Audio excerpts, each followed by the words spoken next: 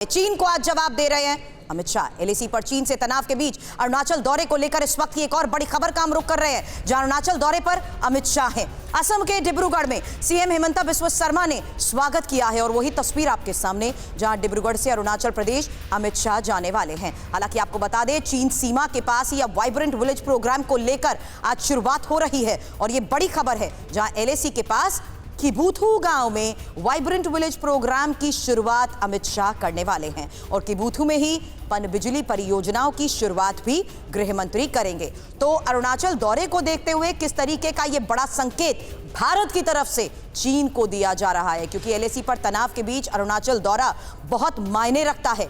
अब आपको सबसे पहले इंफॉर्मेशन वॉल के जरिए हम वाइब्रेंट विलेज प्रोग्राम के बारे में बताते हैं कि यह प्रोग्राम आखिर क्यों खास है और इससे चीन की टेंशन आखिर कैसे बढ़ गई है। एक एक डिटेल आपके सामने, क्योंकि 2 दिन का ये अरुणाचल दौरा है अमित शाह का।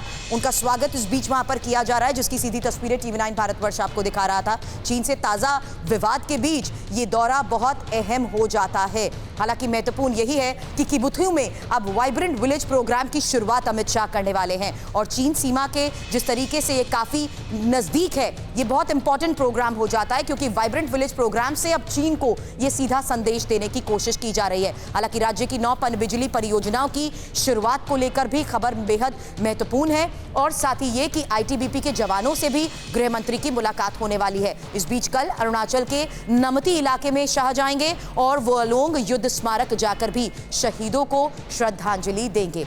तो 2 दिन का ये अरुणाचल दौरा है अमित शाह का, जहां चीन से ताजा विवाद के बीच ये बहुत अहम हो जाता है। हालांकि किबुथु में जिस तरीके से वहां पर वो अभी कार्यक्रम की शुरुआत करने जा रहे हैं, उसकी सीधी तस्वीर तो हम आपको दिखाएंगे, लेकिन वाइब्रेंट विलेज प्रोग्राम के तहत 5 राज्यों को फायदा पहुंचेगा और राज्यों की सीमाओं इलाकों में रहने वाले लोगों की जिंदगी में किस तरीके के बदलाव होंगे, ये हम आपको समझा रहे हैं, क्योंकि वाइब्रेंट विलेज प्रोग्राम से ही यहां पर ये बदलाव हो सकते हैं। अरुणाचल प्रदेश, सिक्किम, उत्तराखंड, हिमाचल और लद्दाख के सीमा गांव के नजदीक और साथ ही 19 जिलों के 46 ब्लॉक के 2967 गांवों को इसका फायदा मिलने वाला है। हालांकि वाइब्रेंट विलेज प्रोग्राम के जरिए लोगों के जीवन में जिस तरीके का सुधार आएगा, उस पर जोर देने की जरूरत है, क्योंकि सुविधाओं की कमी के कारण ही लोग यहां पलायन के लिए अब मजबूर नहीं होंगे। हालांकि सीमाई गांवों में जिस तरीके की सुरक्षा व्यवस्था है, उसे और दुरुस्त करने का भी लक्ष्य रखा गया है। हमारे सहयोगी आमोद राय इस वक्त हमें ज्वाइन कर रहे हैं। आमोद जी, कितना महत्वपूर्ण हो जाता है चीन की इन हरकतों को देखते हुए अमित शाह का ये अरुणाचल दौरा? इस प्रोग्राम के बारे में तो आपसे जरूर जानना चाहूंगी कि क्या कार्यक्रम उनका रहने वाला है, लेकिन किस तरीके का ये संदेश चीन को अब? बिल्कुल, देखिए, चीन सीमा पर गृह मंत्री अमित शाह का जाना निश्चित तौर पे सबकी निगाहें टिकी हुई है कि आखिर वो बोलते क्या हैं। जिस तरह से कुछ दिन पहले, करीब 4-5 दिन पहले, चीन का भारतीय गांव का नाम चेंज करने की बात सामने आई थी, उसके बाद जिस तरह से एमईए ने रिबट किया और उसके बाद कल बीजेपी की तरफ से जय पांडा ने उसका जवाब दिया कि चीन में बहुत सारे ऐसे गाँव हैं जिसका भारतीय नाम रखा जा सकता है और उसके वाजिब कारण भी हैं।